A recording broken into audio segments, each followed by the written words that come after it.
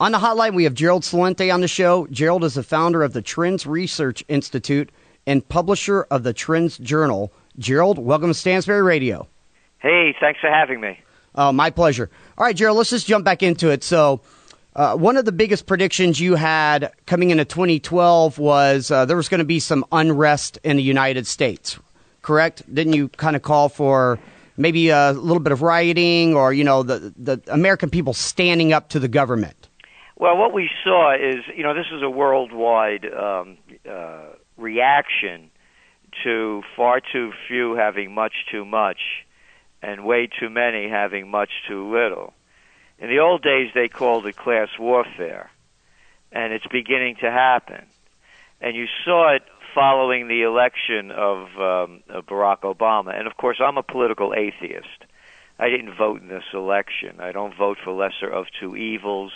I don't go out with them. I don't do business with lesser of two evils. I don't associate with them. So I would be damned if I would vote for one. And I'm making that clear because this is not an attack on Obama.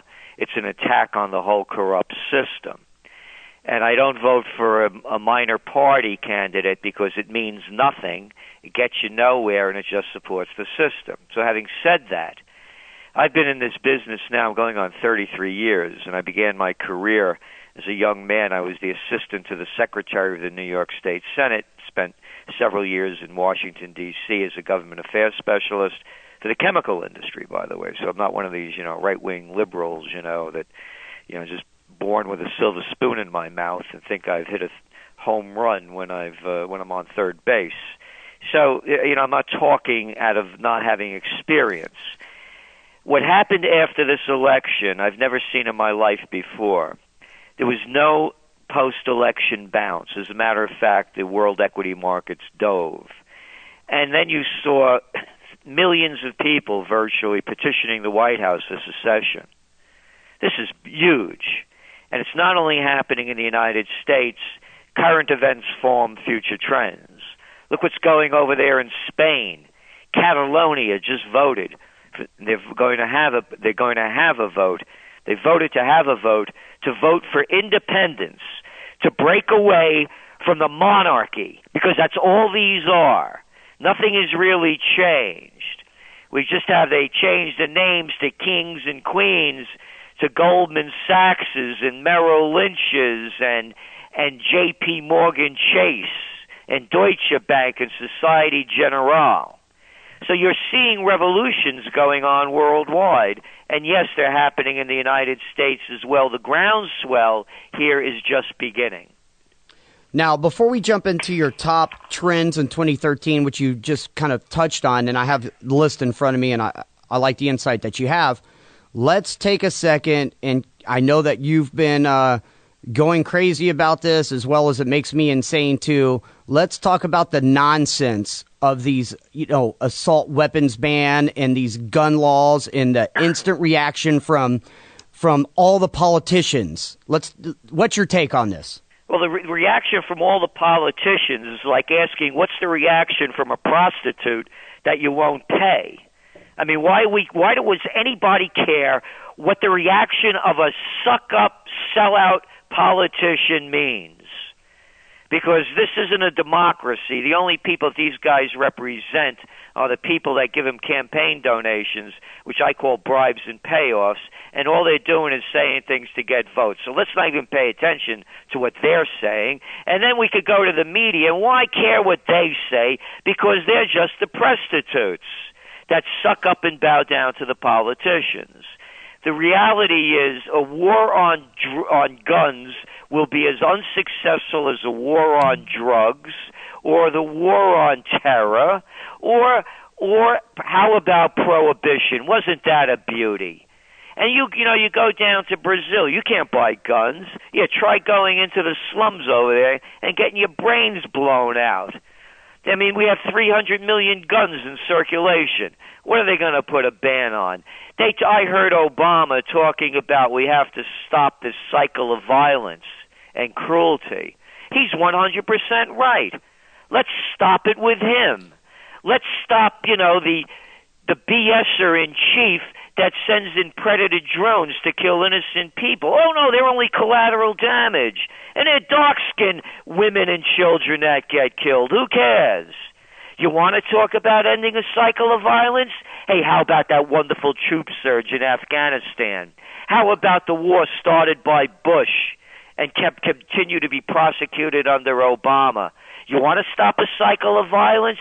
Wasn't that a wonderful humanitarian mission that El Presidente of Los Estados Unidos launched unilaterally without asking Congress? Oh, by the way, when he launched it, he got on a plane with his wife, his mother-in-law, and his kids on a trip to Rio. You want to talk about ending violence? The fish rots at the head down.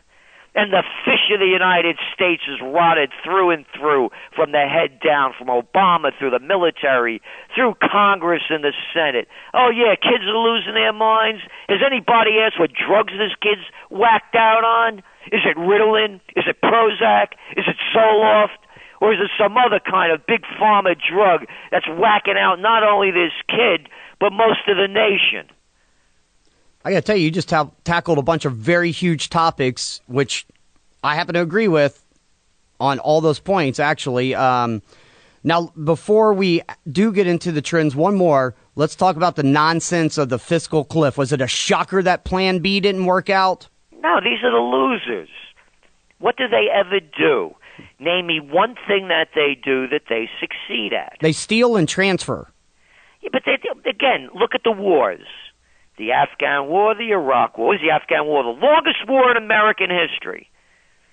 The Iraq War, what a beauty that was. $1 trillion spent, 1 million people slaughtered, an entire country destroyed, 5,000 Americans dead, and hundreds of thousands wounded, limbless, and mindless.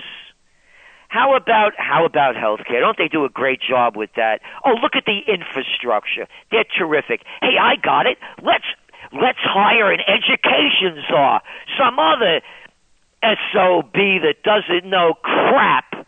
We'll start with Bennett and work our way down, and we'll have the best education system in the world. We'll spend the most money, and at the end we won't even win, place, or show in OECD measurements. What is Washington good at? They're good for nothing. A dear friend of mine, I just came back last night, a real American patriot, a real hero, a real man just passed on. Thomas Naylor. He started the Second Vermont Republic, a secessionist movement. This guy, he wouldn't bow to authority. He wouldn't suck up or bow down. He'd challenge anybody. And he was a pacifist, but a real warrior. He lived and died by his word, a man of integrity and courage and respect and dignity. He knew how rotten this country was. And you know what his only wish was? I mean, maybe I shouldn't say this. I might get blasted for saying it. No, say it, please. Well, it's Christmas time. And I'm not talking about retail sales. How about peace on earth? Could anyone tackle that one? It's not even mentioned during this holiday season. And you want to talk about Jesus Christ, think about it. The only time that the Prince of Peace becomes violent is to drive the money changers out of the temple. He picks up a whip. So people, I get these emails from jerks. You know, Mr. Celente, you sound angry. I sound angry? I'm watching my country being destroyed, my nation being raped, the Constitution abrogated, psychopaths sending us to die and killing others, and I'm not supposed to get angry? You know what you could do with political correctness? So, of course, this is the Christmas season. A great man just passed on. I was thinking today, if there were 1,000 more Thomas Naylors in this country, this would be a different America. But everybody's afraid. What are they afraid of? They're afraid to speak up and stand out. They're afraid to call a bunch of weaselly little politicians, the kind of people you hated in high school and college that wanted to be class president and the head of the student council. The little jerks, morons, suck-ups, and bow-downs that they are. I've come up with a peace plan for this Christmas. I'd like to hear it. if you call them out, take them out, or get out. If you're going to start the fight, lead the fight. I heard Obama, I hear Hillary Clinton, I hear little boy David Cameron, that little weenie Hollande over in France. Assad must go. Hey, let's put on TV, pay-per-view, the world leader fight to the finish death match. In the old days, this isn't a joke. They call themselves commanders-in-chief and leaders of nations. Hey, Alexander the Great was really great. Cat led the charge. Napoleon, love him, hate him, he was leading the troops.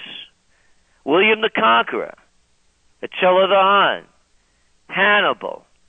And what do we have? Little boys, every one of them. Little chicken hawks. Little guys that talk tough with cojones the size of a moth. The only thing that Obama gets tough with is throwing elbows on the ball court. So what I'm saying is we could have peace on earth. Netanyahu wants to take out Ahmadinejad. Let him go do it. Let's put it on pay-per-view. We could balance the budget. Everybody would love to tune in. We could get sponsors.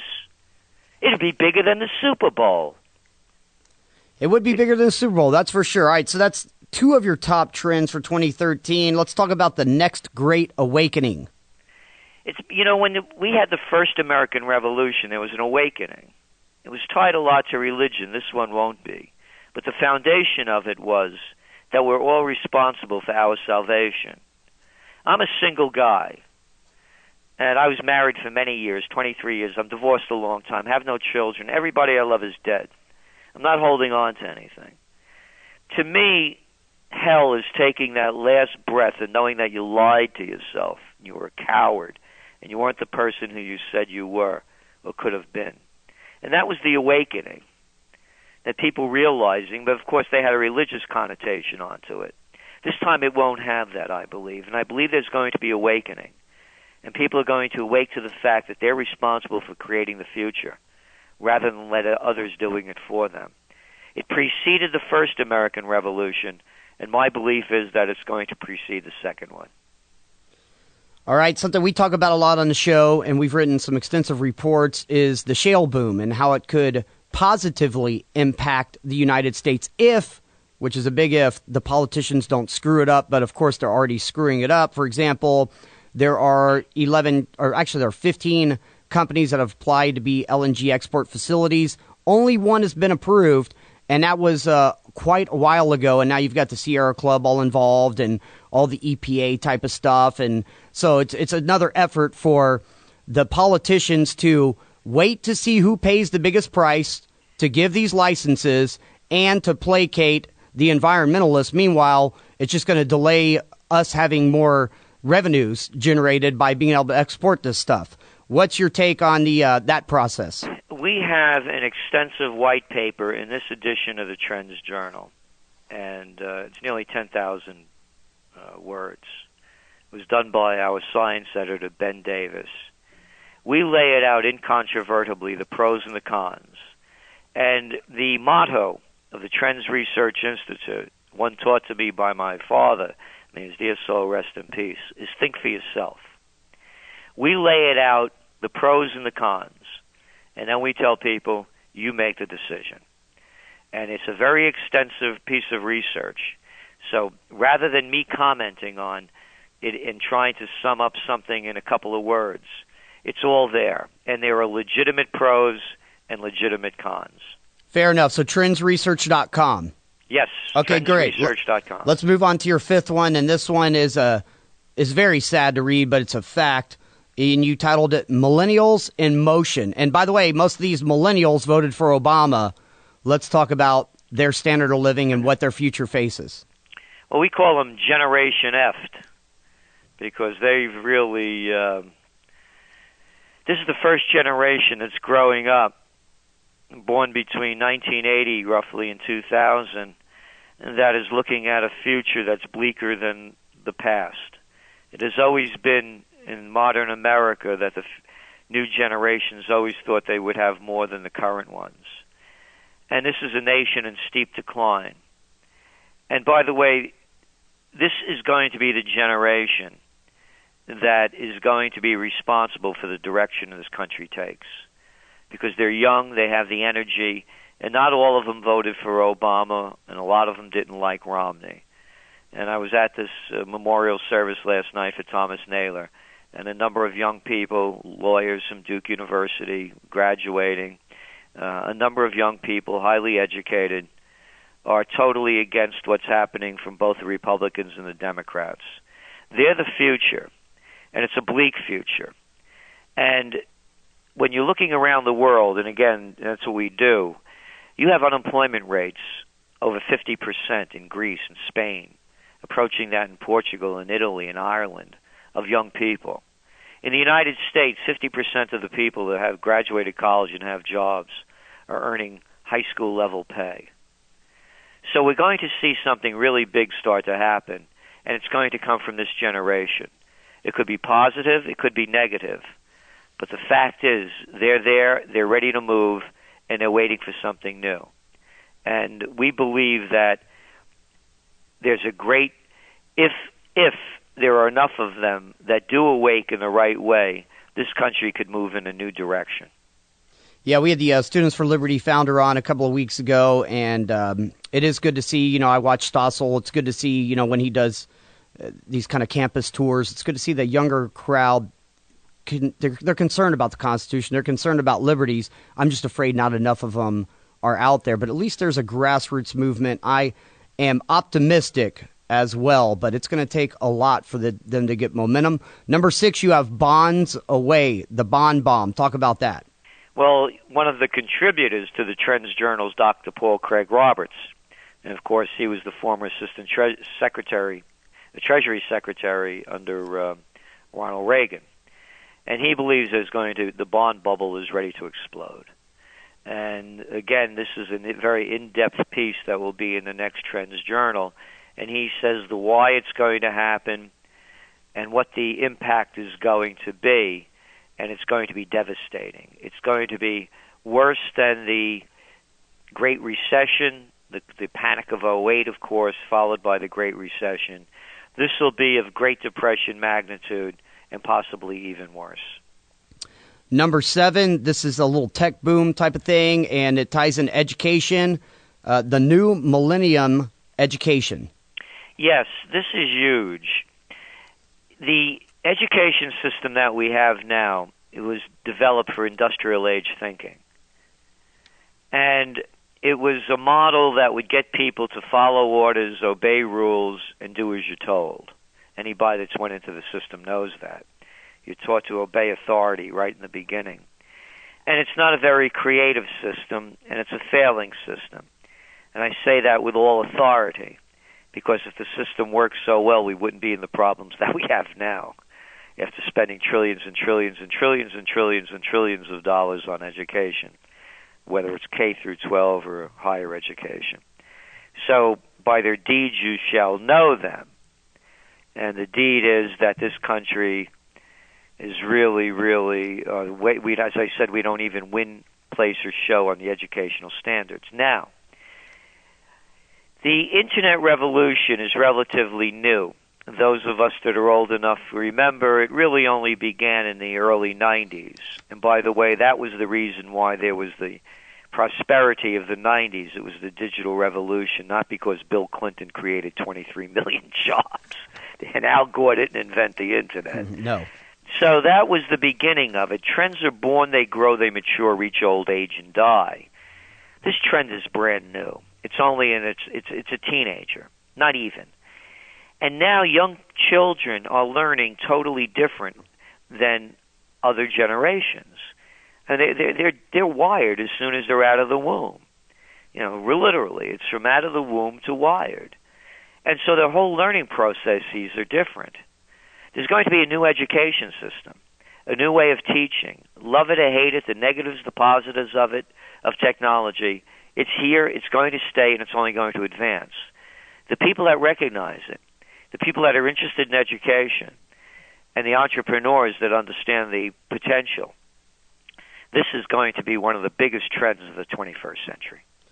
And then number 8, you touched on briefly, but let's get a little bit more detail with the secession progression. Let's talk about specifically in the United States. There were Texas, I think that the first petition to go out for the secession was Texas, and the White House said if we get over 25,000 people to sign, we'll look at it and give a response. Well, that was like within the first hour, right? I mean, and other states started adopting the secession. Is this a positive sign? Or where does this go? Is there anywhere to go with this? To us, this is the future. The empire has to break up. It's corrupt, as I said, it's rotting from the head down. There's nothing positive. I challenge anyone to show me something positive that has been developed out of Washington, that has benefited mankind, and at a cost-benefit ratio that warrants the amount of spending. It's too big to govern. India, the former USSR, China, America, Italy, all of these countries and many more, Indonesia, with massive populations run by central governments, all they are corrupt heads soaking the system. This is not democracy in America. Let's get this straight. This is not a representative form of government. We have a gang of 535, that's how many senators and congressmen there are, telling 312 million people how to tie their shoes. And the only people that they represent are the people that give them the most amount of money and have the most amount of power. As I said, they call them campaign contributions. As a kid from the Bronx and Yonkers, we call it bribes and payoffs. They take that guy Edelson that gave, $30 million?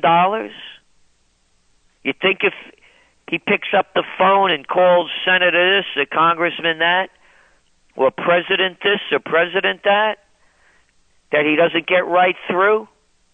You pick up the phone. You call your congressman, your senator, your state representative. See how far you get. You get some little flunky on the other end of the phone. That's as far as you'll get. Then call back and say that you're going to make a $40,000 donation. You'll be talking to the man or the woman. So secession to us is the only way out. It starts with buying local, supporting your community, and it expands to buy American. But it has to begin at home. As I said, the awakening, it all begins and ends with the individual. When enough people change, everything changes. Society changes. And the country's too big to run from a central head of a corrupt government. And we believe it has to go back to the states. If you want a state that's pro-life, that's the state for you. If you want one that's pro-choice, that's the state for you. If you want one that prohibits alcohol, go to that one. If you want one where marijuana is legal and they have clinics where they give out heroin or cocaine for the addicted, then that's your choice. You go to that state. Let freedom ring. I don't need anybody to tell me how to think. I could think for myself. And we should have states that rule for themselves. Well, Mr. Celente, we really appreciate you coming back on Stansberry Radio. Thank you for all your top 2013 predictions. We'll definitely have you on 2013 to see how things are going. Hope you have a wonderful holidays, and we'll catch you in 2013. And we're going to encourage all of our listeners to go to TrendsResearch.com and keep up with what you have to say. Plus, you're very prominent on YouTube. You're out in the media. It's very easy to find you and to find your takes, and it's refreshing because you're outspoken and you're determined and passionate about this, and we appreciate it. Well, thank you, and please, everybody, do your part, because that's the only way it's going to change. And Merry Christmas and Happy Holidays to everyone. Thank you, Gerald. We'll talk to you soon. Bye-bye now. Stansberry Radio is a purely public broadcast and is not intended to be personalized financial advice for any individual specific situation. Each individual's financial situation is unique, and Stansberry Radio should not be relied upon and or considered as personalized advice. Stansberry Radio is not licensed to render personalized advice and should be considered simply the public opinions of Stansberry Radio and its guests. Recommendations on specific financial securities are not intended to address any listener's particular financial situation.